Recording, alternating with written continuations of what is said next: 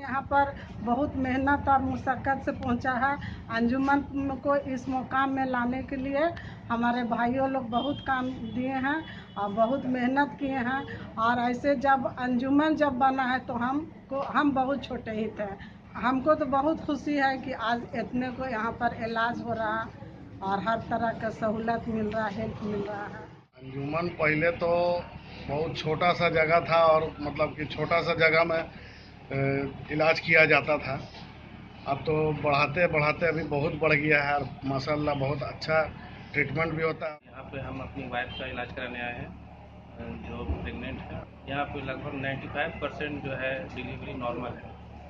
इसलिए अच्छे मतलब कंडीशन में होने के बावजूद भी यहाँ पे मैक्सिमम लोग, यहाँ खास करके मुस्लिम तबके के लोग जो नहीं चाहते हैं कि सिजेरियन हो, तो हम लोग यहाँ अंजुमन में आते हैं।